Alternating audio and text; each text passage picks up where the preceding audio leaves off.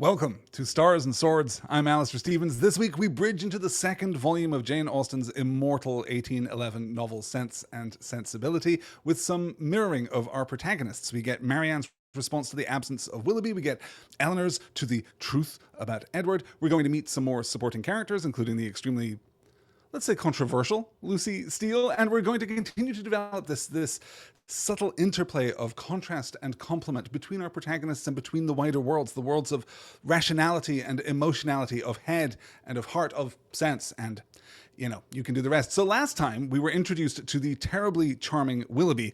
After Marianne and Margaret took an unwise stroll in the out of doors, they're immediately attracted to each other. He gives her a horse. Colonel Brandon sets everyone up for an outing, which everyone's super looking forward to, only to cancel at the last minute because he has to go to London. Willoughby takes Marianne for a scandalous tour of Allenham Court, and Mrs. Dashwood invites him to come to dinner the following day, and I can't imagine that anything at all will interrupt those plans. Before we get to this week's reading, a quick overview of the timeline so far, I guess, because Austen is kind of famously painstaking, honestly, when it comes to laying out the chronology of her novels. But this is the only example of Austen's writing in which we do not get dates, days, times laid out for us as we do in all of her other books. But we can infer the care with which she arranges this temporal chronology from the ways in which all of the various pieces of these plots fit together, right? We haven't even started yet to fit these plots together, but we're going to see just how carefully they are arrayed. Oh, Galadra Becky and Elizabeth are joining me here live in the chat tonight. Thank you so much for joining me tonight. I hope that the stream is good. I hope that the new vibes, for want of a better word, for want of a much, much better word, are in fact strong. I know that we're still having some lag issues, but I have switched, as you can see here live, and as you will doubtlessly hear over on the podcast version of the show tonight, I have switched from the wide open blasted heath of YouTube to the safe, cozy parlor of Patreon, largely because the lag over on YouTube was getting worse and worse and worse. It was approaching 30 to 40 seconds of gap between me saying a thing in the studio and you guys hearing it at home. We have cut that by moving to Patreon. We have cut that down to like a second and a half, which is going to make conversations that much more organic. There's going to be much less of me circling back at the end of a topic to see what you guys have said. So I'm going to be keeping a weather eye here over on the... Yes, glad Rebecca's saying, is there a YouTube link this week? It will go up after the fact on YouTube, just as it always did. So again, if you're watching this after the fact on YouTube, don't worry, you haven't missed anything.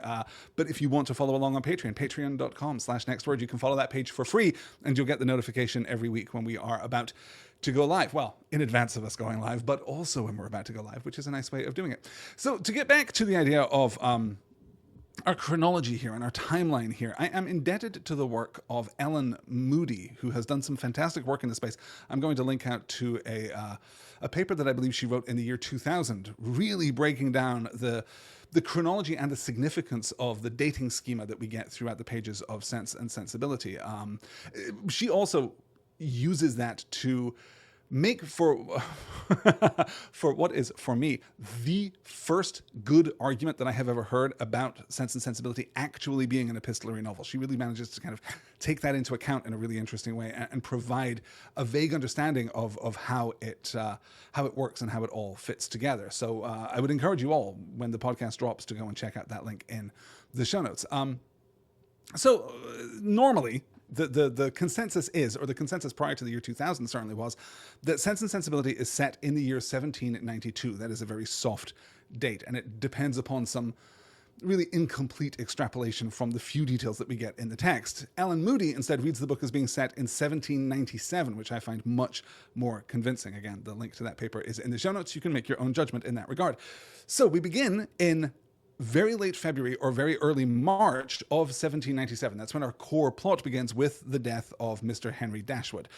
The Dashwood ladies then spend 6 months still living at Norland Park before they are forced by exigency, by circumstance, to take up residence in Barton College, which is when the cottage, every week I'm going to make that mistake, which is where the main kind of core plot really, really begins. That would be the first week of September. It is probably 3 weeks, perhaps 4, that they spend in Devonshire before Marianne runs into Willoughby, runs down the hill and kind of crashes at the feet of our Willoughby. It is then in the middle of October that Colonel Brandon departs Devonshire for London, and we're now 2 weeks out from that. All of which is to say that at the point in which we begin this week's reading, Marianne has known Willoughby for about a month. What's more interesting about that, I think, is that with Brandon departing 2 weeks ago, that means that they had only known each other for 2 weeks before he takes her on that scandalous tour of Allenham. A month is a short period of time to get to know someone, but in the Georgian period, in the early Regency, well, in the Georgian period as this is set, and in the early Regency period as it is being released, we're not too far away from what was at least broadly acceptable for the public. So I think that amount of time as a courtship in the formal sense is almost acceptable. Though at the time, courtships could last a very long time. There are multiple examples. Later on, we're going to hear about a couple who I'll leave unnamed for now just to maintain the mystery. We're going to hear about a couple that's been engaged for 4 years. And while that is clearly, in excess, while that is clearly more than you would ideally want under any given circumstances, it's not completely unprecedented in the Georgian period. The question of circumstance, the question of personal wealth and the ability to provide for one's family very often led to these, particularly in what we would now think of as the upper middle classes or the lower upper classes, right? When you've got like a name and you've got a little bit of income, but you've also got all of these responsibilities and your future is not yet completely assured, in those social strata, long engagements were not by any means that unusual. Let's get then into our reading and find out why it is that we're talking so much about Willoughby, why it is that we're talking so much about Marianne. Let's call up this first slide as I kind of outline where we are. This is the beginning of chapter 15. Mrs. Dashwood, accompanied by Eleanor and Margaret, spends the morning visiting with Lady Middleton, conveniently emptying out the house but for Marianne. When they return home, they find Marianne in a state of upset, and Willoughby tells them that he has been commanded to return to London and won't return for at least the rest of the season, probably not until the following year. So this romance, which began so promisingly, even as they skirted the bounds of impropriety right from the jump, seems to be, if not over, then at least indefinitely delayed. This scene is brilliantly, I think, stilted and strange and uncertain. I think that we, even if we don't know the minutiae of what is happening in terms of Willoughby's interiority and the underlying plot, we are put off balance in exactly the same way as all three of our primary Dashwood women are, right? Margaret accepted. It's not clear whether Margaret has any opinions on any of this, but all three of our primary characters are going to be kind of rocked back on their heels by this and will all respond in their own quintessential way. Elizabeth is asking here in the chat, wasn't that scandalous to leave them with no chaperone? And interestingly, no. We're kind of going to alight on this right at the end of this week's reading when we're talking about the sending of letters, right? In the Georgian period, there really wasn't a social standard or a taboo against young men, young women spending time alone, because in the Georgian period, it was simply assumed that everyone knew how to behave and would therefore follow their better instincts, right? Which is not to suggest that there weren't scandals, but those scandals were not the default. It's not until the Victorian period, and really the mid-Victorian period, when society takes that awful swing toward conservatism, right, for which the Victorian period, especially the mid and latter Victorian periods, are so famous. It's not until that point when the idea of an unmarried young man and an unmarried young woman being in a room alone, bereft of a chaperone, becomes a scandalous idea in and of itself. We're going to counterpoint that beautifully later with the sending of letters, which actually is extremely intimate. You'll remember right at the end of this week's reading, in fact, I think it's going to be the very last thing that we discuss in this week's show. One of the things that convinces Colonel Brandon that Marianne and Willoughby are engaged to be married is that he sees correspondence between the two of them without mediation. It's not going through a third party. It's not being, safely contained by, Lord John Middleton or whatever. It's going directly between the two, which is a very intimate, immediate, personal, emotional, inherently secretive thing to be doing. So the physical proximity doesn't really carry with it any note of scandal at all. We have, whether it's Marianne and Willoughby here, obviously we're going to have Eleanor and Brandon hanging out. We've already had Eleanor and Brandon hanging out kind of by themselves. There's no real trouble associated with that. And we see that continue through Austen's work. The entirety of Austen's period, I suppose, Austen's oeuvre kind of exists within that Regency span where all of this kind of behavior is relatively socially acceptable. It's not until much later that we start worrying about such things, when things get real Dickensian, So with all of that said, let's get into our reading for this week. As I say, we have our three women kind of rocked on their heels, kind of all processing what it is that is happening. And then a half hour later, Mrs. Dashwood returns red-eyed but resolute, having, and I want to emphasize this with like initial capital letters, having figured it out. It was not inclination that he wanted, Eleanor. I could plainly see that. He had not the power of accepting it. I had thought it all over, I assure you, and I can perfectly account for everything that at first seemed strange to me as well as to you. Can you, indeed? Yes, I have explained it to myself in the most satisfactory way, but you, Eleanor, who love to doubt where you can, it will not satisfy you, I know. But you shall not talk me out of my trust in it. I am persuaded that Mrs. Smith suspects his regard for Marianne, disapproves of it, perhaps because she has other views for him, and on that account is eager to get him away, and that the business that she sends him off to transact is invented as an excuse to dismiss him. This is what I believe to have happened. He is, moreover, aware that she does disapprove the connection. He dares not, therefore, at present confess to her his engagement with Marianne, and he feels himself obliged from his dependent situation to give in to her schemes, and absent himself from Devonshire for a while. You will tell me, I know, that this may or may not have happened, but I will listen to no cavil unless you can point out any other method of understanding this affair as satisfactory as this. And now, Eleanor, what have you to say? Nothing, for you have anticipated my answer. It turns out that there's an explanation. And Mrs. Dashwood has found it. After a painstaking half hour of thought, she has figured it all out. There is, of course, an explanation for this strangeness, and luckily, it is an explanation that doesn't A, rest upon the need of any observable proof, and B, doesn't require Mrs. Dashwood to revise any of her previous opinions.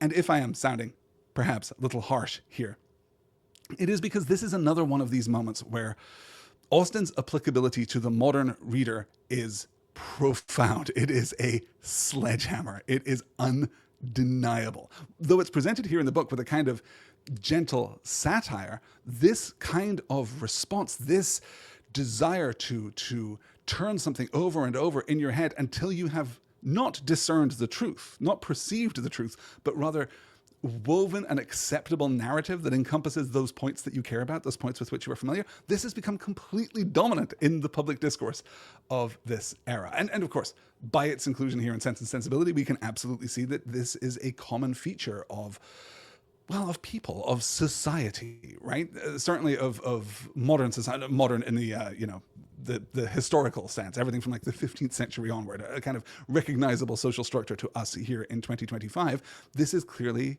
a part of it. People desire this ability to reframe, to narrativize their own experience in terms of those things which flatter their own beliefs and do not create friction within them, do not challenge them in the same way. I believe a thing, I want a thing, I have asserted a thing publicly, I have taken a position, and the challenge that awaits me when the world demonstrates that I am wrong isn't how do I, with humility, update my opinions? How do I find a better, more accurate position? How do I discern in all of this the truth? It's how do I selectively pick pieces of information and stitch them into a narrative that proves that I was right all along. And I understand the desire. I understand its insulative ability. I understand that one of the reasons that we cling to these narratives, and let's be clear, we all cling to these narratives, one of the reasons that we do so is that it protects us from a heartache. It protects us from the cruel whim of the universe. It protects us from the worst offenses of other people and from random chance. It's unfortunately only really a problem when it becomes weaponized by mass media and by culture. Yeah, glad Rebecca's saying in the chat, I suspect this is not a modern innovation, probably as old as mankind. I suspect so too. Certainly from the time that we created communities and standards of decency and therefore simultaneously secrets. I think that this kind of desire to narrativize one's own experience rather than seeking and embracing the truth has become all too common. What's interesting here, I think, is that Eleanor's rationalism is framed as a lack of generosity, as a desire to indulge in judgment and criticism, which is particularly effective here as Eleanor begins the passage by noting that Marianne is already, feeding and encouraging her own feelings out of a sense of duty. And all of this, I just think, is so brilliantly complex, right? At no point through this entire passage does Austen simplify out these characters. At no point does she render them more archetypal than they have been previously. They are still allowed, even in these moments of high drama, high conflict, to exist in all of their three-dimensional complexity. Yes, Marianne is swanning around like an emo kid. You know, she's got Dashboard Confessional on her headphones. She's just feeling real bad about everything that's happened. But we're told that this is part of her sense of duty. It's exactly the kind of behavior that we noted after the death of Mr. Dashwood at the beginning of the novel. This isn't just self-indulgence from Marianne. It seems, stemming from a desire to be her earnest best self as she understands the world to operate. You know, she believes in this ideal of very big feelings and is inhabiting that space, yes, because it's natural to her, but also because she believes it to be the right thing to do. And we're also, of course, painstakingly setting up the ironic twist that we will get later in the wake of the truth about Edward, in which we see these roles kind of abruptly switch. No one is wholly who they seem to be. The rest of this chapter, let me come back to my camera here for a moment.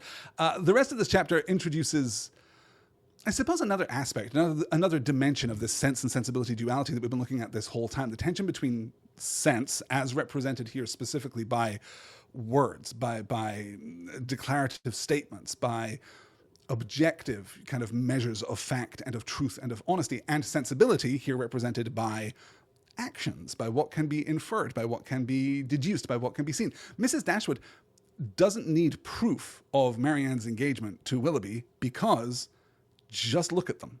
Just look at how they are behaving. It is impossible for two people to behave like this and not be engaged, thus they must be engaged. Eleanor, though, is really emphasizing the importance of the formality, of the declaration itself. It's not real until they say it, which is, of course, particularly true when we're talking about engagements and matters matrimonial, because they are effectively simply distilled and ritualized, you know, statements of intent, promises for the future.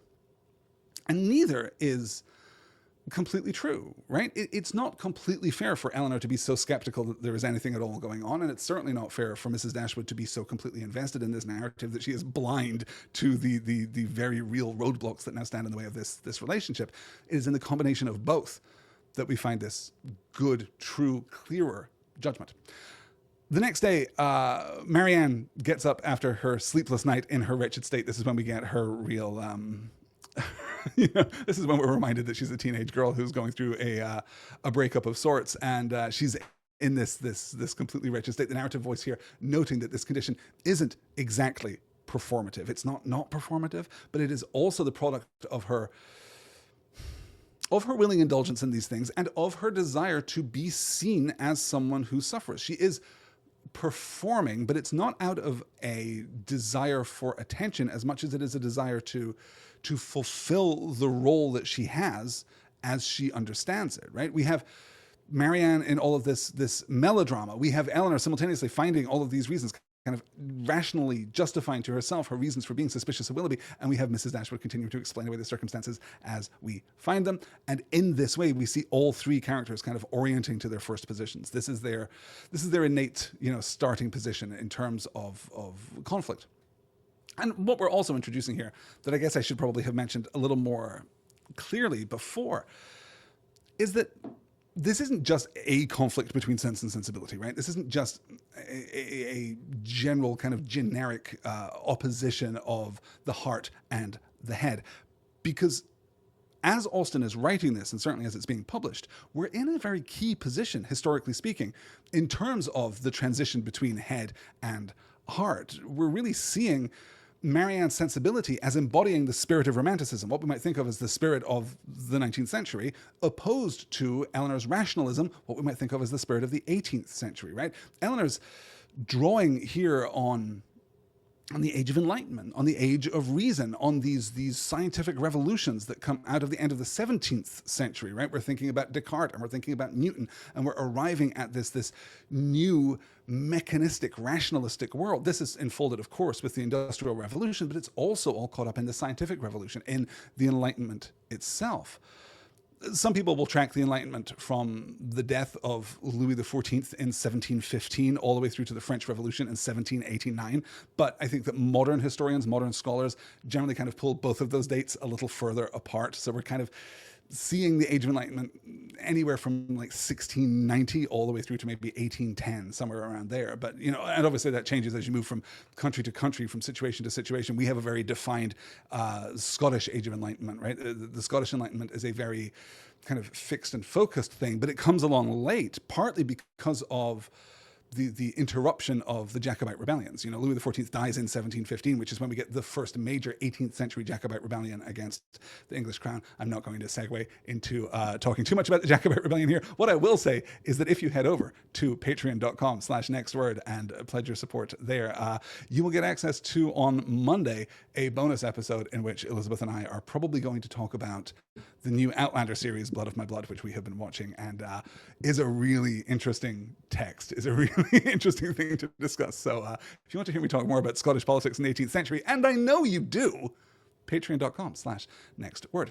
The point is this: the Age of Enlightenment, however it is formed in your focal country of choice, is a period of mechanism. It is a period of rationality. It is a period of modern politics. It is a masculine period, for sure. It is a time of ruthless intellect and modernity, and, of course, the pendulum swings back, as the pendulum always does. The rise of Romanticism, this evocation of a Arcadian pastoral idyll, is coupled with a desire to re-experience feeling, desire, passion, right? The rejection of frigidity and austerity and mechanism in favor of the personal and the emotional, the complex, the animalistic, right? We're wanting to make ourselves people again by making ourselves animals again in the world. That's part of the vision of Romanticism. And Marianne is absolutely a romantic, right? She's one of these people who rejects this notion of the complicated future, the allure, the appeal of the complicated future for the simple past. That's always been part of this push-pull, this tug, this dynamic here. And it's a pendulum swing that is, of course, only ever accelerating. It would have been unthinkable, I think, for the Regency mind to have nostalgia for a period that was merely 30 years ago. Right? We're generally looking a long way further back than that. We begin by having nostalgia for periods centuries ago, for the vanished world, for the vanished classical era in the mid-medieval period, right? And then as we are moving toward the present, those cycles of nostalgia, that pendulum swing gets faster and faster and faster. Many writers, of course, well, I guess I say many writers, of course, today. I'm thinking many writers, of course, in the 1990s, because, as I say, this pendulum swing is getting faster and it's blurring together. We'll speculate about a time at which we become nostalgic for the present. So urgent is our passage through time.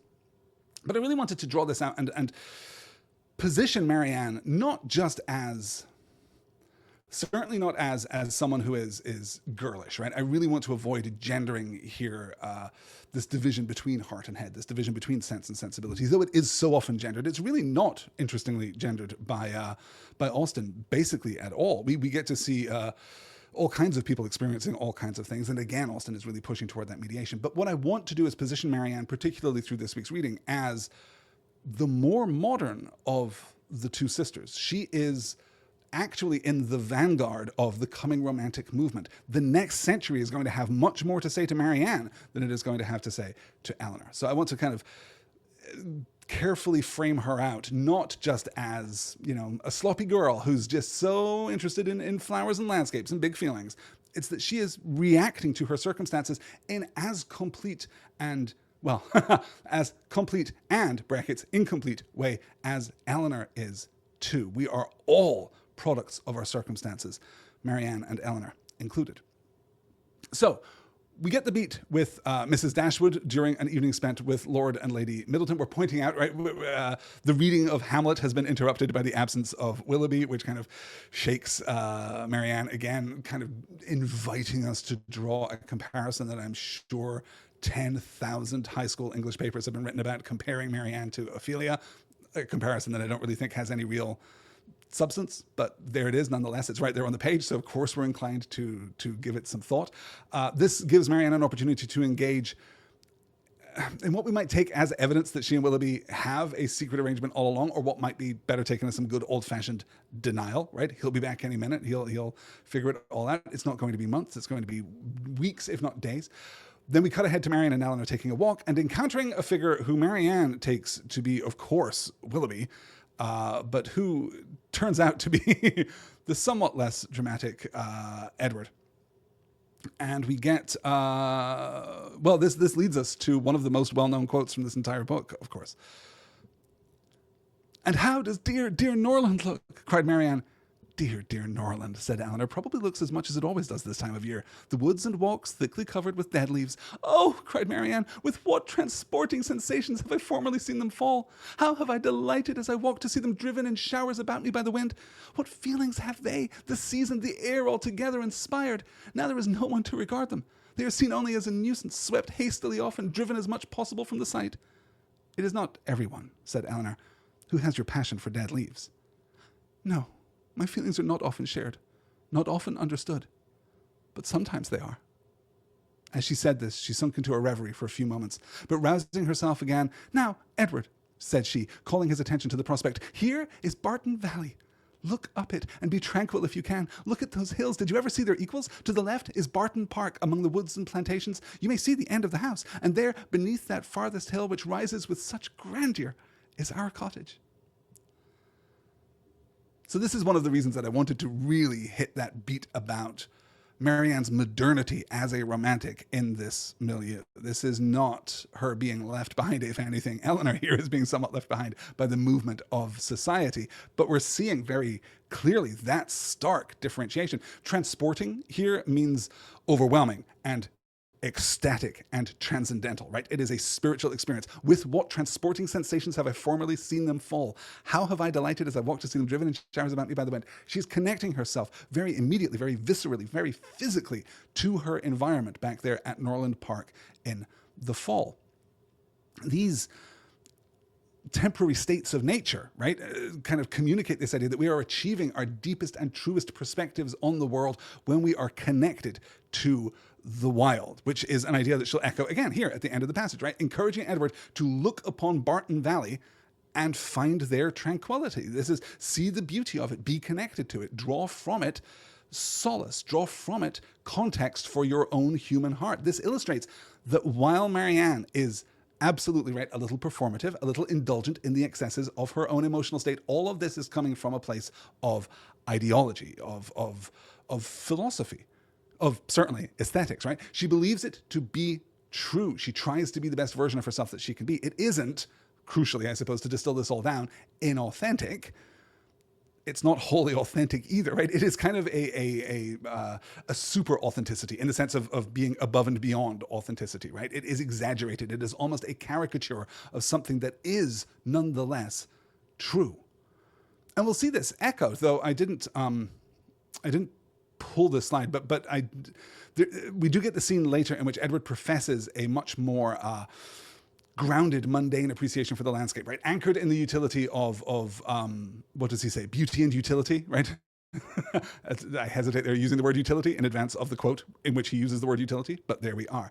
So there, Edward is positioning himself as being halfway between the two Dashwood girls. That isn't the reason, of course, that this passage is remembered. Instead, it is for Eleanor's brilliantly scathing, "It is not everyone who has your passion for dead leaves." And I think it's clear that while we can celebrate Eleanor's wit, while we can celebrate this wry, sardonic, kind of grounded character, particularly as juxtaposed with the bright excesses of her sister, I think it is clear even from this passage that Eleanor is missing the point a little bit, is missing the meaning. And throughout this, of course, we're getting all of this fantastic complex characterization. We're getting all of these short sentences and clauses from Marianne, right? Like actual exclamation points, and where there aren't actual exclamation points, they are so often implied. Whereas Eleanor is more composed, more capable of delivering exactly the right stately bon mot. We skip ahead through this discussion to the brief conversation about the relative value of money, which is one of my favorites in the book, I think, at least in terms of how money connects to happiness, right? Which is, again, right, this is where we invert our position from earlier, because that scene is presented as this ironic, comedic commentary at Marianne's expense, because here she is, all romantic, doesn't give a damn about money. It's not important to her at all. She could live very happily on an income of £2,000 a year, which is enough to maintain like a really significant household. I believe that the annotated Sense and Sensibility, which I'm just now realizing I am blocking. Can I move my head in the right direction? Yes. The Sense and Sensibility on the shelf right there behind me, the annotated version, notes that an income of £2,000 a year puts her in much less than the top 1%, right? It's like the top 0.6% of everyone living in Regency era England at the time. So Marianne, for all that she is, yes, an adherent of these transportive experiences out there in the Arcadian pastoral, she's really naive in other ways. And the mechanism of her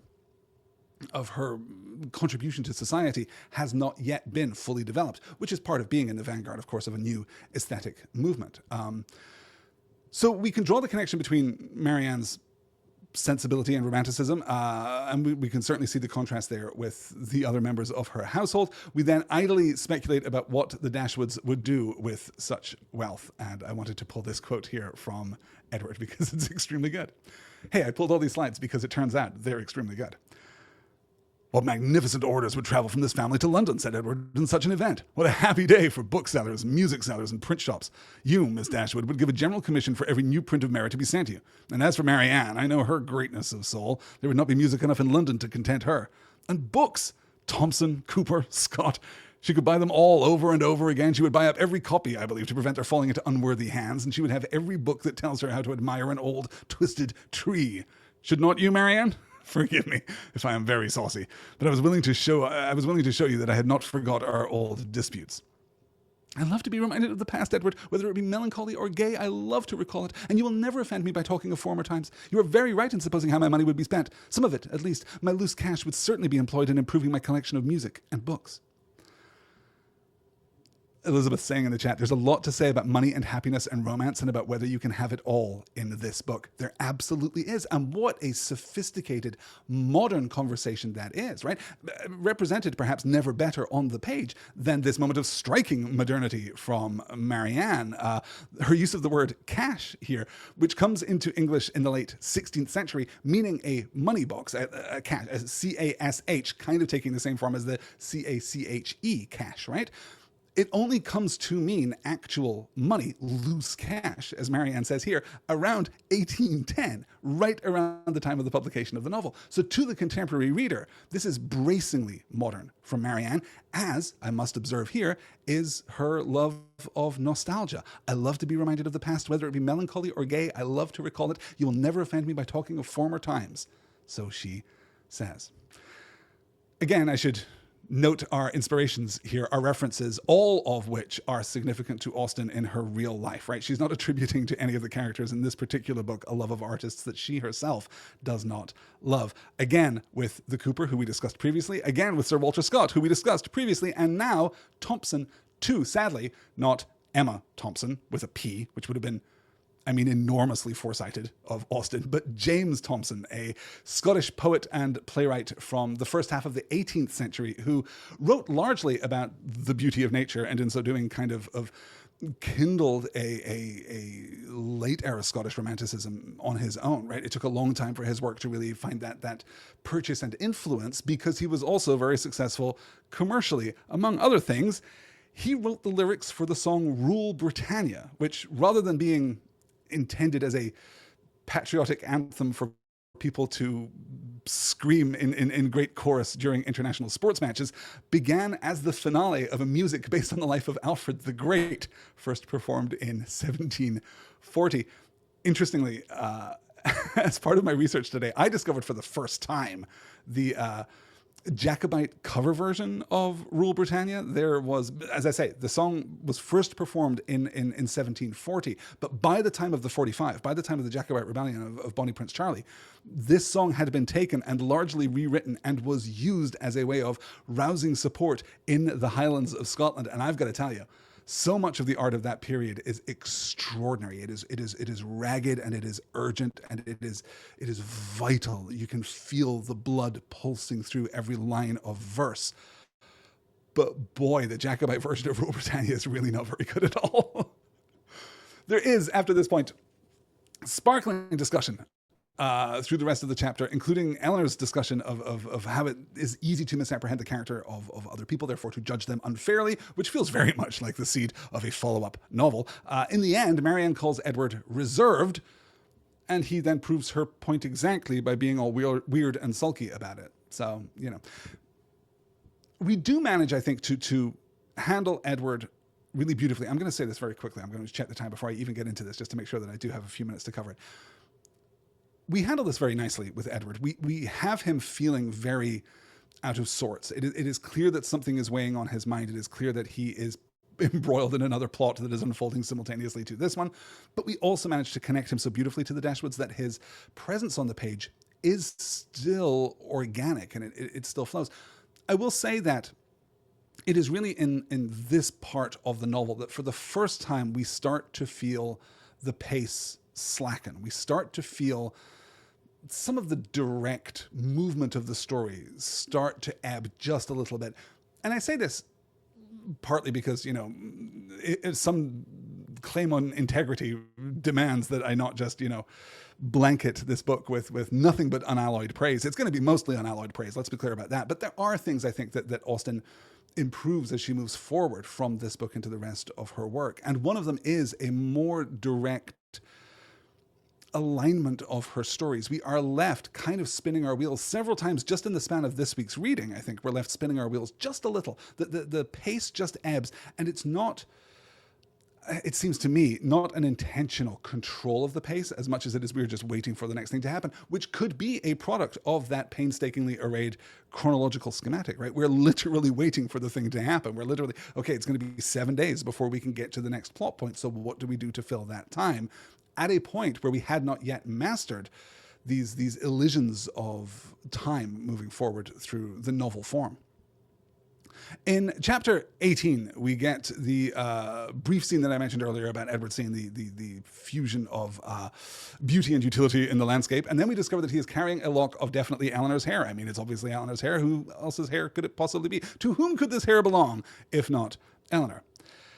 The enigma of Edward continues through chapter 19. I don't quite have the space to get into this right now, but there is something interesting. Maybe we'll save this for the end of the book, because I think that when we have a more full understanding of Edward's arc, I think we'll maybe see something really interesting in him. But I'm interested in the idea of Edward as he is presented in this book, kind of anticipating the particular strand of romanticism that we will associate with Lord Byron in the years to come. I mean, Lord Byron is already alive at this point, right? But he's in his mid-20s and he hasn't yet done, he's published, but he hasn't yet done all of the work which will be most notably attributed to him in the years to come. And he hasn't quite built that reputation that he will so thoroughly build in the years to come either. And I'm interested in the idea that Austen, through Edward, is kind of anticipating this next move. And Elizabeth is saying, okay, but the idea of him stealing her hair without her knowing it is creepy, right? I find it bewildering. That's why I'm kind of making this joke about, well, obviously it's Eleanor's hair because she wants it to be her hair. And who else could that hair really belong to, right? Where did he get that? Isn't that something that we should address more directly? Isn't that something that we should... But see, I think that this is really another example. We keep defaulting, and a simpler book, right? A more straightforward book by a less talented author would have Eleanor be the voice of reason. She would be the one who was always right. She would be the one that is surrounded by all of these damn flibbertigibbets just going on about their lives, right? Which is not what we wind up with Lizzie Bennet. Lizzie Bennet is also by no means perfect, but she is closer to that position than Eleanor is. And I think it's tempting to read Eleanor as a voice of reason, a voice of authority. But this is a perfect example of her falling into exactly that same narrative trap that we've seen from her mother and we've seen from Marianne. And she's going to continue to do that as we move forward. Okay, I really have to get to, we must take a look here at Edward's calling or lack thereof, right? While we're thinking about him as this Byronic figure, while we're thinking about him as a man who is kind of incompatible with his time in an interesting way. Okay, let me frame that out just a little bit. Edward's also kind of a loser, right? Edward's also maybe just not like the best dude. But some of that is a product of a friction between his nature and his position in society. And though he is by no means as constrained as the many women in this story, I think that there is a sense in which he doesn't get to live the life that he wants. And that there is a sense of a lesser injustice there, right? But an injustice nonetheless. Let's take a look at this slide. I think, Edward, said Mrs. Dashwood as they were at breakfast the last morning, you would be a happier man if you had any profession to engage your time and give an interest to your plans and actions. Some inconvenience to your friends indeed might result from it. You would not be able to give them so much of your time, but, with a smile, you would be materially benefited in one particular at least. You would know where to go when you left them. "I do assure you," he replied, "that I have long thought on this point as you think now. It has been and is and probably will always be a heavy misfortune to me that I have had no necessary business to engage me, no profession to give me employment, or afford me anything like independence.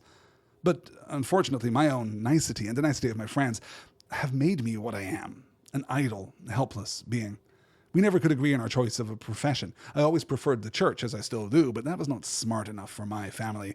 They recommended the army. That was a great deal too smart for me. The law was allowed to be genteel enough. Many young men who had chambers in the temple made a very good appearance in the first circles and drove about town in very knowing gigs. But I had no inclination for the law, even as this less abstruse study of it which my family approved. As for the navy, it had fashion on its side, but I was too old when the subject was first started to enter it. And at length, as there was no necessity for my having any profession at all, as I might be as dashing and expensive without a red coat on my back as with one, idleness was pronounced on the whole to be the most advantageous and honourable. And a young man of 18 is not in general so earnestly bent on being busy as to resist the solicitations of his friends to do nothing. I was therefore entered at Oxford, and have been properly idle ever since. I really love how this is laid out, not least of all because we get, for really the fullest example that we've had so far of Edward's introspection, right? It's so often coupled with this idea of kind of barely sublimated self-loathing, right? There is this misery at the heart of Edward, but here we get to see how that manifests in the world, not as an overly dramatic, judgmental position that he takes with regard to himself and his own history, his own experience, but rather this acknowledgement of his own failings in terms of taking the easier path, right? There are obstacles that have thwarted him, but there are also failures of his own making. He's kind of a product of both of these things. Again, more complex than we might expect. So we have here this idea that initially he prefers the church, as in fact he still does, but that's not smart enough for my family, not respectable enough, not prestigious enough, right? And here we're very much in the Regency era, right? For hundreds of years that has simply not been the case. But now we're, as the second son, he would be expected almost to go into the clergy. But now we're in the 19th century. Now we've got the rise of modernity, we've got the rise of industry, we've got the rise of the middle classes, and other opportunities are presented, right? The immediate pivot to the army. The army is still fairly prestigious, though it is really easy to overstate that. You'll remember how careful we are about the army in the pages of Pride and Prejudice, right? You'll remember how carefully we interact as civilians, as a civil society, with the representatives of the army, because they are kind of outrageous, right? They're not bound by exactly the same rules in exactly the same way. And obviously a bad fit for our Edward here. Then we have the idea of the study of the law, right? The first major profession that is rising at this period. A great deal of money to be made, and extremely cutting edge, extremely fashionable, extremely respectable, for all that it is not in any way aristocratic. We get this the good appearance in the first circles, driving around town in very knowing gigs. Gigs are two-wheeled carriages, much like curricles, which we mentioned previously, but they are more safe and stable and easy to drive. One of the things about the gig as a carriage was, somewhat scandalously, it was introduced as a carriage that even a lady could drive, which is, I think pretty compelling. Elizabeth is calling me out for calling Edward a loser here in the chat. Not completely a loser. He has loser-adjacent inclinations, I think, sometimes. As we see here, right? We have this note, as for the Navy, it had fashion on its side, not in the sense of the style of dress, though certainly that too, I'm sure, but because this is also the rise of empire, right? The Navy is where it is at. That is why we are, in the era of rule Britannia, rule the waves, right? We're really seeing this rise of internationalism and the rise of empire. So the Navy is very much where it's at, but he is, of course, too late to join it, because during this period, one joined the Navy at the age of 12. It was organized much more like an apprenticeship, perhaps, than a traditional industry, I suppose. Leslie Skiba is joining us in the chat and says, complete sidebar, but when speaking about waiting for something to happen in real time, it reminded me of a chapter in one of Douglas Adams' books about this very thing. I think it was a Dirk Gently book, but he basically says you can't cover every moment because real life is boring. Exactly right. I believe that you're completely right. It is Dirk Gently. I don't remember which of the two Dirk Gently novels that comes from. They tend to run together. I've been waiting for an opportunity to reread my Dirk Gently, I never need to reread Hitchhiker's Guide. Not because I have anything bad to say about Hitchhiker's Guide, but I just devoured those books to such a ridiculous extent when I was a teenager that I think, given, a couple of weekends in a composition notebook, I could probably write those books just out in full. I'd probably at least hit the high points. I'd at least get the jokes and the pieces of characterization. But I do very much want to go back to Dirk Gently's Holistic Detective Agency and The Long Dark Tea Time of the Soul. But yes, the idea that one of the great virtues that we have as storytellers is the ability to elide time, right? This is formalized in, I think, as I've said before on this very podcast, this is formalized not in literary narrative, not in the written word, but rather in cinema, where the grammatical unit of cinema is the cut, it is the edit, it is the intentional repositioning of space and time in front of the viewer in order to communicate the story as effectively as possible. But yeah, trying to painstakingly write out every detail of what happens in every single scene and to fill those pages with incident, right?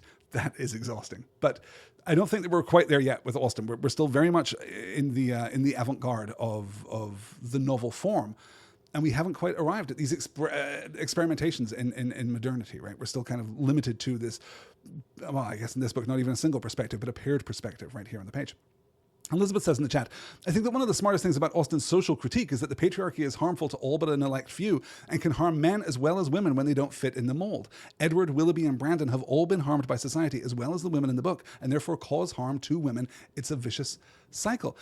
I think that's extremely astute. I think you're completely right. Yes, I'm not sure that we can completely position it as patriarchy. It's a hard thing.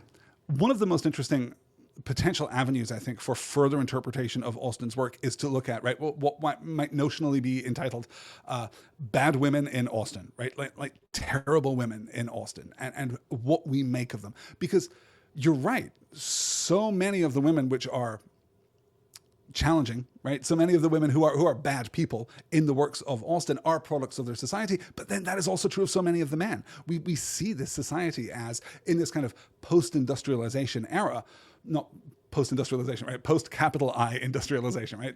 In this post-enlightenment era, post-mechanistic era, we do see society as a machine that consumes, and many people are left on the edges of that or are consumed by that even. And we have to remember that even in Jane Austen's time, this is a relatively new phenomenon, right? One of the reasons that characters in Austen's work are so obsessed with money is that prior to the last century or two, you didn't really need to worry about that, right? There were poor people, of course there were. There were, legions of poor people, but there was like a basic feudal provision associated with that. Through the medieval period, you had a person, in theory at least, you had a person to whom you were responsible, and that person might exploit you, but then that was their failure. It wasn't a systemic oppression of the poor. It wasn't a systemic stratification of society the way that it is even in Austen's time, right? And it's only just beginning, of course. That's one of the things that drives this swing toward conservatism through the Victorian period, which is a thing to think about here in the year 2025 as we see, social inequality on the rise, and we see this conservative swing. And we must be reminded that it's never stuck, right?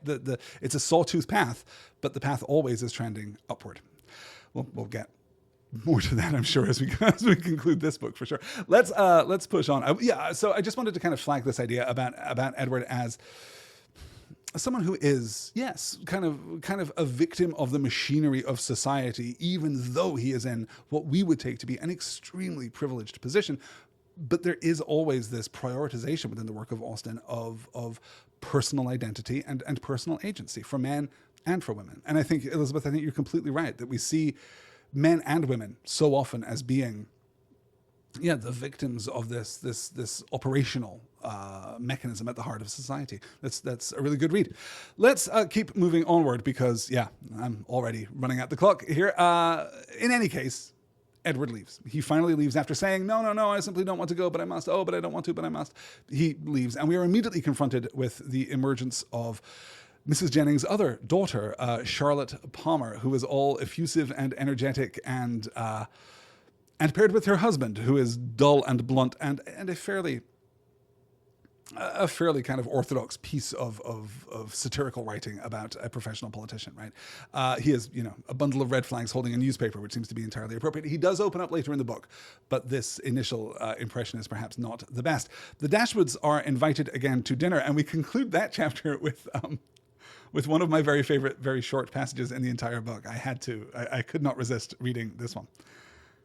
"Why should they ask us?" said Marianne as soon as they were gone. "The rent of this cottage is said to be low, but we have it on very hard terms if we are to dine at the park whenever anyone is staying either with them or with us." "They mean no less to be civil and kind to us now," said Eleanor, "by these frequent invitations than by those which we received from them a few weeks ago. The alteration is not in them. If their parties are grown tedious and dull, we must look for the change elsewhere."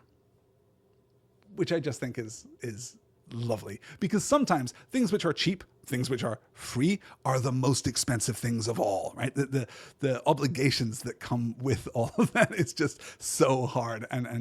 But Eleanor here taking the calmer, more rational path and recognizing fully, at least, that this is exactly the pattern that we've seen from the Middletons since we moved into Barton Cottage, and maybe something else is going on here. Maybe it's not that these demands upon our time have become more odious, have become more intrusive, but rather that we are maybe not okay. In the next chapter, we get some up-close examination of the dynamics of the Palmer marriage, which is bleak stuff, and Mrs. Palmer tells Eleanor that she happened to bump into Colonel Brandon in London. She infers a lot from his relative silence on the subject of Marianne and Willoughby. Just another example of gossip being taken as confirmation. She has this moment where she claims that she came very close to marrying Brandon herself, which is clearly, I think, even on the page, an ironic exaggeration, right? As we can tell from Eleanor's question about Brandon owning his affection for Charlotte Palmer, right? Did he ever say anything? She's like, "Oh no, we only met like twice. I was still in school, but still, he would have been lucky to have me." And then,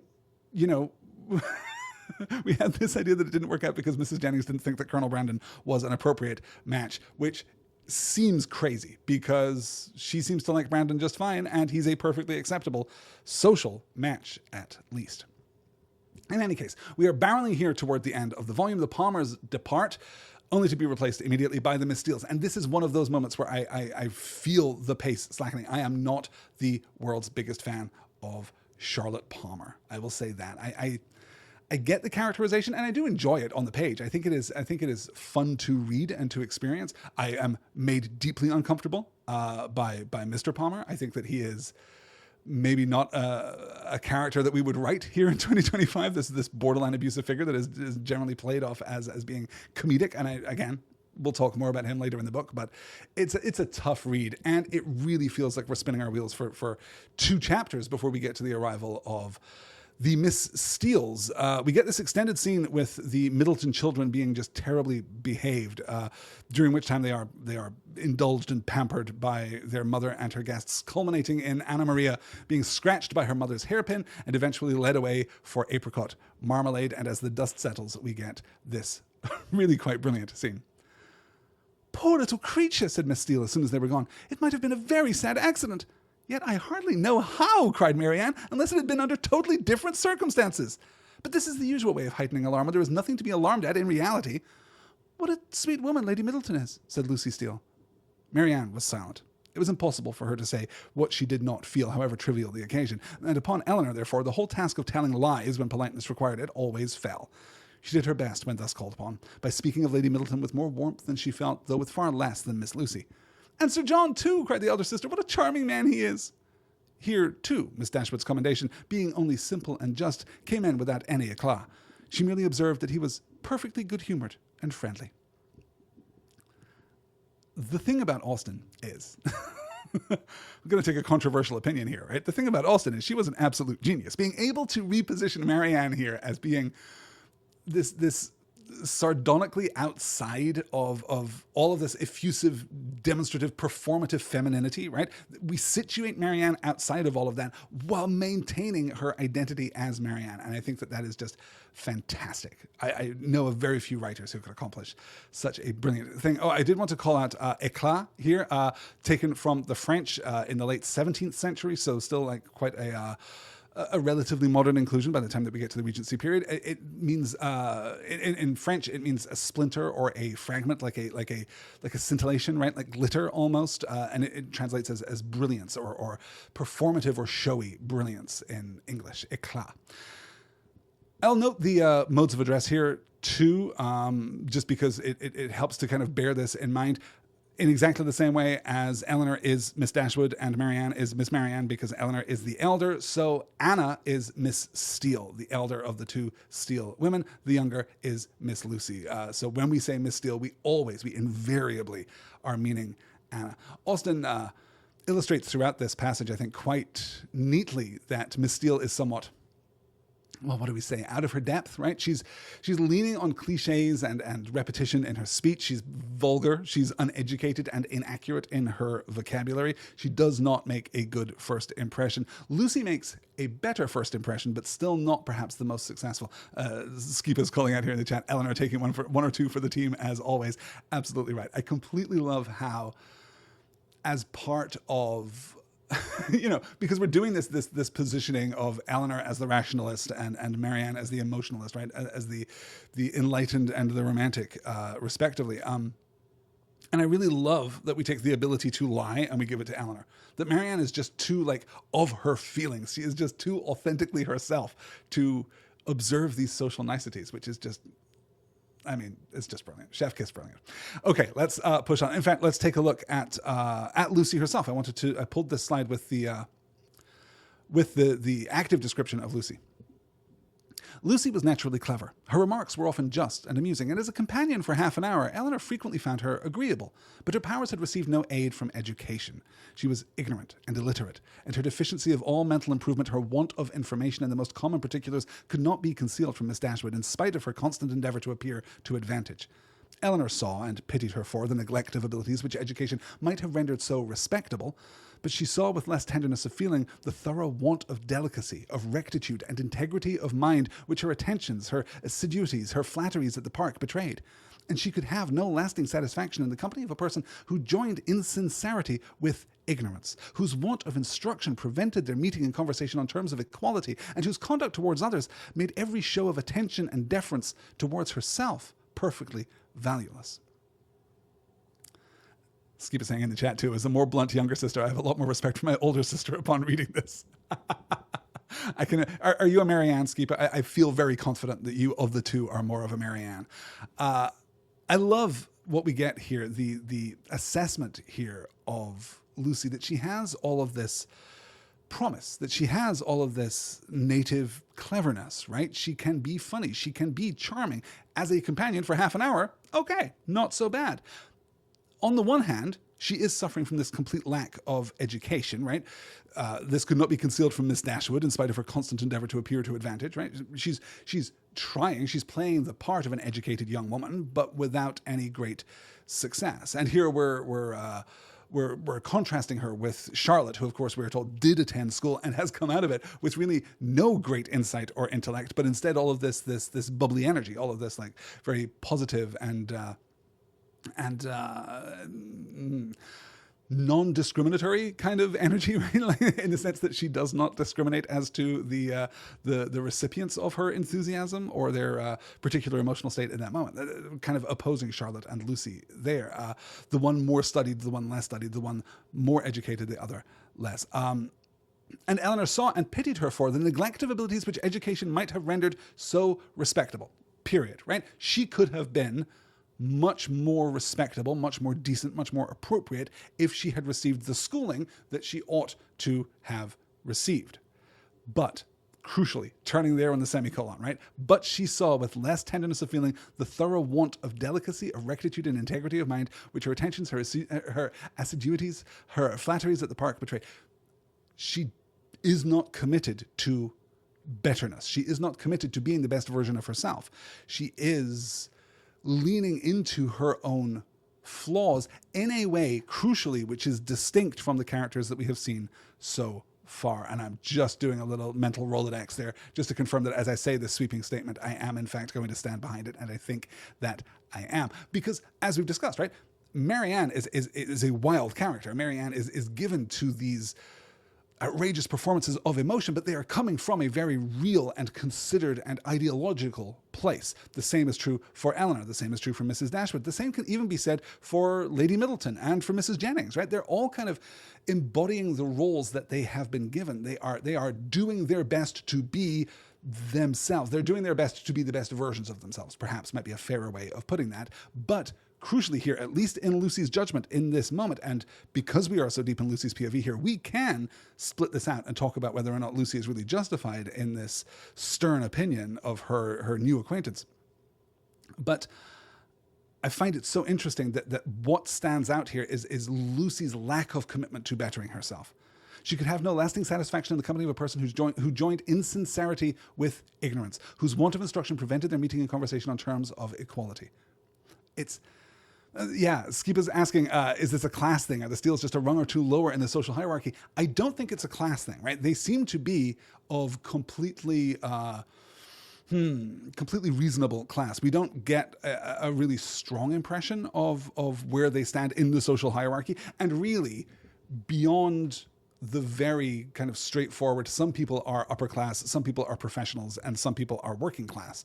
Beyond that, we don't really get into the niceties of the social hierarchy within the pages of Austen, because what Austen is most interested in is these personal interactions and personal qualifications. So, there are considerations, but generally you are either appropriate or not. We don't deal with a lot of, as there are in real life, or as there were certainly during the Regency period, a number of gradations within that.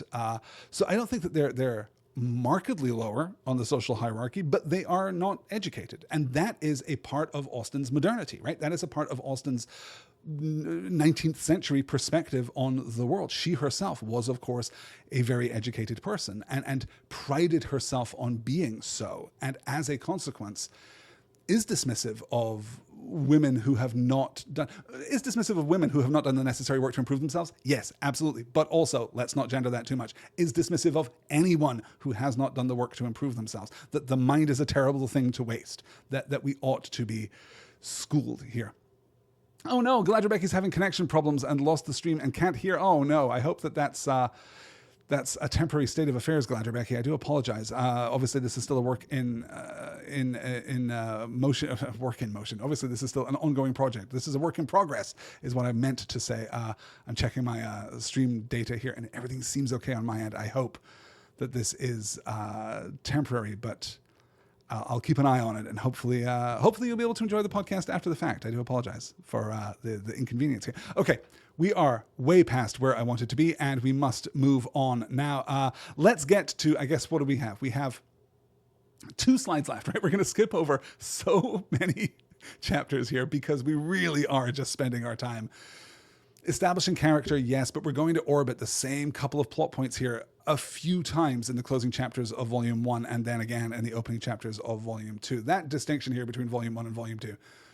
I am usually an advocate for printing books the way that they were initially printed, right? For preserving these kinds of demarcations. But I have to say that in the case of Sense and Sensibility, it really is just a page count thing. It's really, there's no breaking point fundamentally between Volume 1 and Volume 2. So those of you who have modern versions, Elizabeth, I know you're reading that giant bound every Austen story ever book that we have. I think that, that's a perfectly appropriate way of presenting it. So we're going to look at 2 slides. We're going to look at 2 incredibly powerful moments. We're going to look at 2 really important and pivotal, plot points, and we're going to gloss what happens between them. The first of those 2 is, of course, Lucy's confession to Eleanor that she and Edward, in fact, are kind of a thing. What felt Eleanor at that moment? Astonishment. That would have been as painful as it was strong, had not an immediate disbelief of the assertion attended it. She turned toward Lucy in silent amazement, unable to divine the reason or object of such a declaration. And though her complexion varied, she stood firm in incredulity and felt in no danger of an hysterical fit or a swoon. You may well be surprised, continued Lucy, for to be sure you could have had no idea of it before, for I dare say he never dropped the smallest hint of it to you or any of your family, because it was always meant to be a great secret, and I am sure it has been faithfully kept so by me to this hour. Not a soul of all my relations know of it but Anne, and I never should have mentioned it to you if I had not felt the great dependence in the world upon your secrecy. And I really thought my behaviour in asking so many questions about Mrs. Ferrars might seem so odd that it ought to be explained, and I do not think Mrs. Ferrars can be displeased when she knows I have trusted you, because I know he has the highest opinion in the world of all your family, and looks upon yourself and the other Miss Dashwoods quite as his own sisters. She paused. It is an open question for me and for Austen's scholarship as to Lucy's intent here. I mean, while I'm throwing out potential titles for papers at the undergraduate level, how manipulative is Lucy Steele would be an interesting one. It could, be presented in ruder and more judgmental and critical ways. Skipa's opining in the chat that she can't believe that Lucy hasn't told anyone else before this. I mean, I find it so fascinating that we are, after, the first volume, effectively, of this book, so locked into Eleanor's POV that we no longer even question things like this. We're no longer questioning the intrusion of the narrative voice onto our understanding of what is happening diegetically, right? We're kind of given these glimpses, these moments of accounting, these points of speculation about the motivations of others and about their veracity, their authenticity, their fundamental honesty, but we're never really given clear answers as to their motivations. So, what is Lucy doing here? Is she sincere? Is she genuine? Is she unschooled as she is? Is she unwise as she is? Really reaching out to Lucy for confirmation, having perhaps provoked Lucy's judgment and ire because of her conversations, her questions about Edward's mother, right? It's that simple. Is what is on the page completely true? Is that completely transparent? Or is there something else happening here? It's an ongoing question. It certainly works beautifully, I think, as a reversal. It because we've spent so much time with Lucy at that point, and which is not very much time, but her characterization is so clear that it does feel as though we know her. And because Edward was so awkward during his visit to Barton Cottage in the first place, we have kind of primed the pump for this, right? We have set the stage in advance of this revelation. But still, when it comes, I think it comes kind of out of nowhere. It's kind of an interesting reversion, particularly as Eleanor's first instinct is to say, oh my God, you're involved with Robert? That's amazing, right? And then the pivot of, no, actually, it's this thing that's been right in front of you that you haven't clearly looked at. Obviously, we're going to have a lot of opportunity to talk about how this plot is explored in the course of the novel, and then how it is resolved for better or for worse. We can really talk about particularly the fate of Lucy and Robert at the end of the book. I mean, not to spoil where we get to, but that is an odd narrative turn. That is an odd bit of narrative contrivance and perhaps even convenience right there at the end of the story. But the moment of revelation here, I think, is very effective. And it is, okay, here's a word that I can say in support of the division between the volumes. It is held in suspension as we close out volume 1 and move into volume 2. We're just immediately in this place where we can feel Eleanor scrabbling to try and hold together her narrative, to try and come up with justifications, to try and figure all of these things out, right? What is her first response? Well, astonishment. That would have been as painful as it was strong had not an immediate disbelief of the assertion attended it. Her first response is incredulity, right? She is shocked, yes, but her first response is to disbelieve this story as it's presented to her. Lucy then either casually, carelessly, or with very clear acuity and purpose gives her enough information that she could be left in no doubt, right? Lucy builds the story out in a way that is convincing to Eleanor as we move forward. Let's skip into this second volume now, because we begin the second volume with some extended conversation scenes. We get the opportunity to a really great scene, I think, where we're with Lady Middleton again, and Marianne goes over to the pianoforte and is covering for the conversation between Eleanor and Lucy as Lady Middleton just incrementally reveals herself to be a worse and worse parent and person, right? It is becoming parodic at this point already. Eleanor waits for this opportunity to talk to Lucy, emphasizing suddenly the constraint, right? There is this sense in which Eleanor and Lucy are now bound to each other because they share a secret, one kind of knowingly, and two secrets, one shared, one not. But because they are sharing the secret, they are in community with one another. They have created this little bubble around them that is then realized so beautifully in that conversation scene with Marianne playing the piano.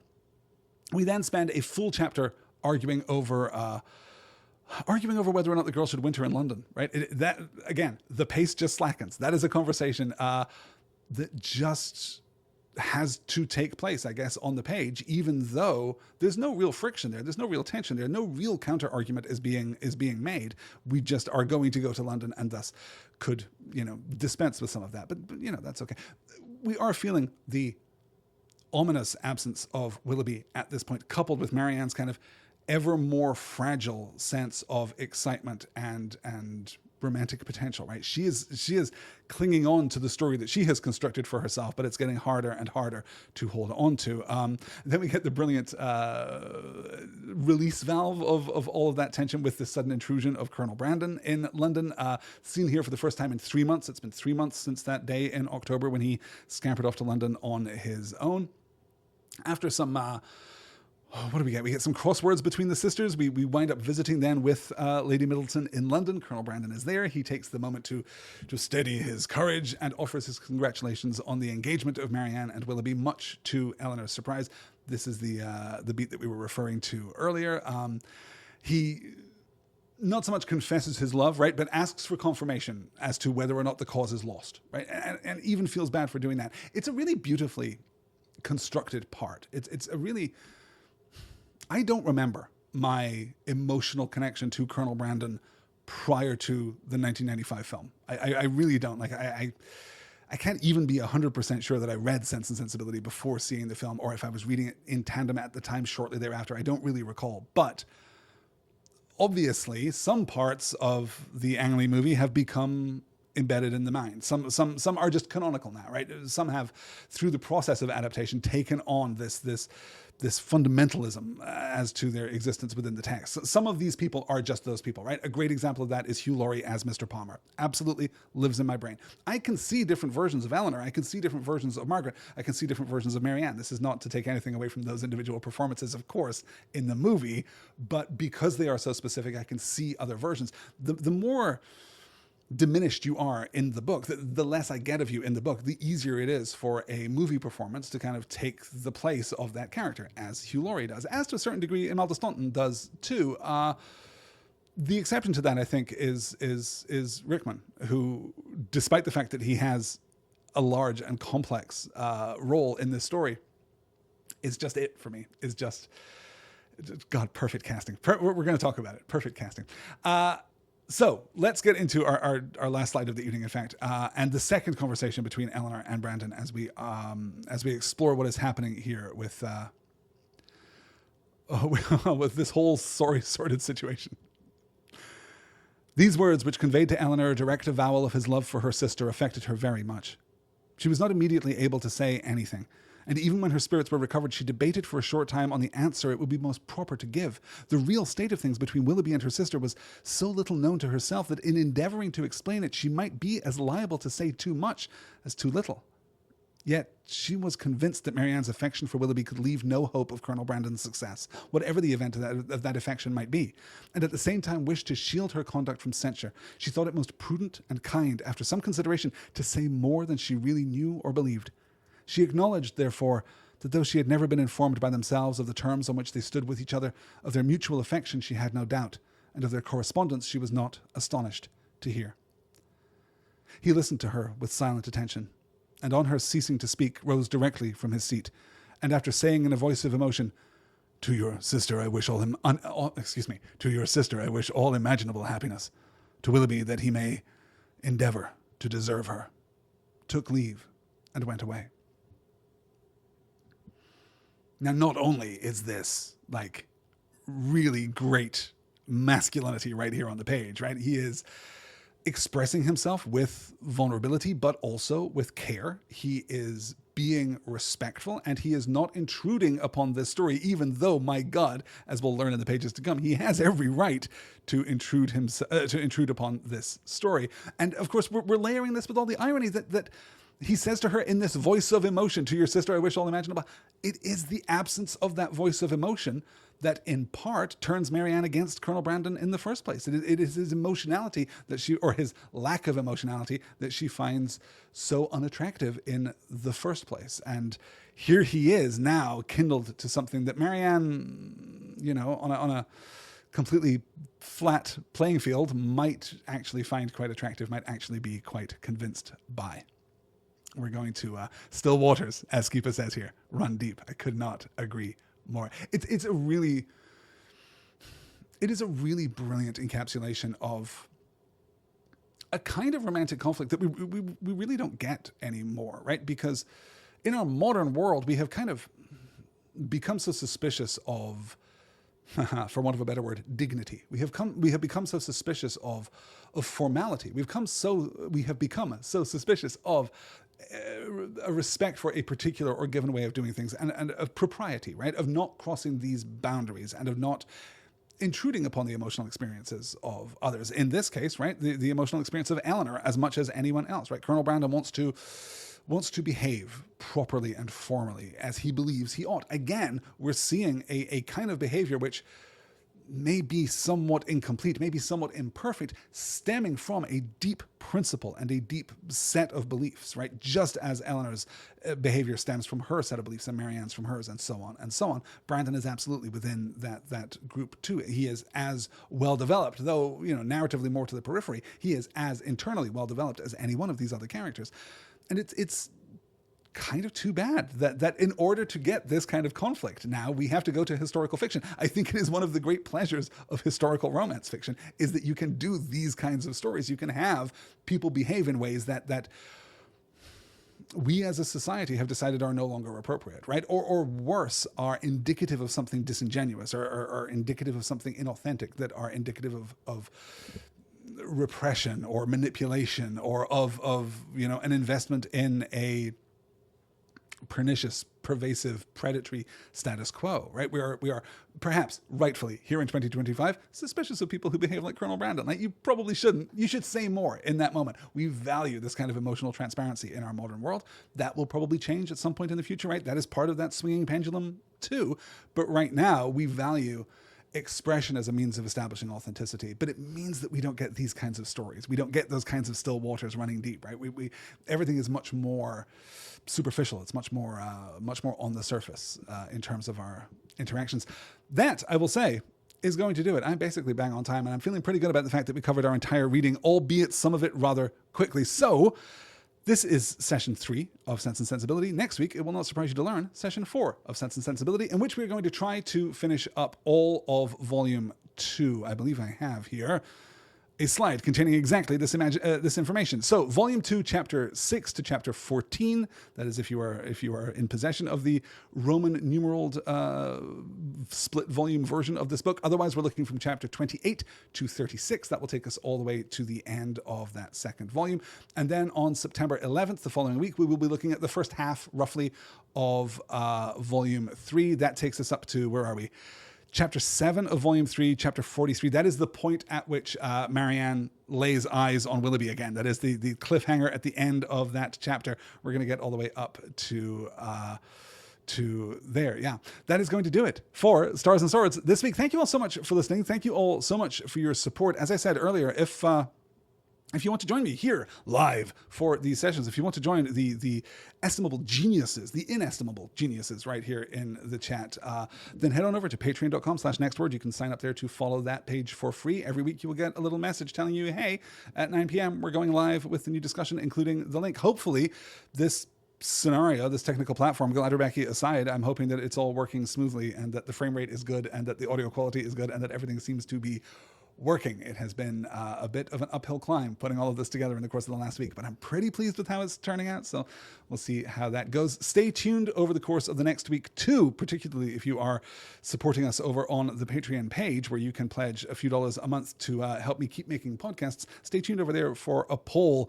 as to our next book, our next unit that we're going to cover here on Stars and Swords, because this is it. We are now halfway through our Sense and Sensibility unit, so The fall is coming on real fast, as you can tell by my autumnal flannel that I'm wearing here, despite the fact that it is still the end of August here in the great state of Oklahoma. I will wrap it up here. I will talk to you all again next week. Thank you, Skipa. Thank you, Elizabeth. Thank you, Gladrebecki, for joining me live. Next week, we finish Volume 2 of Sense and Sensibility. I will talk to you soon. Until then, please remain properly idle. Thank you. Good night.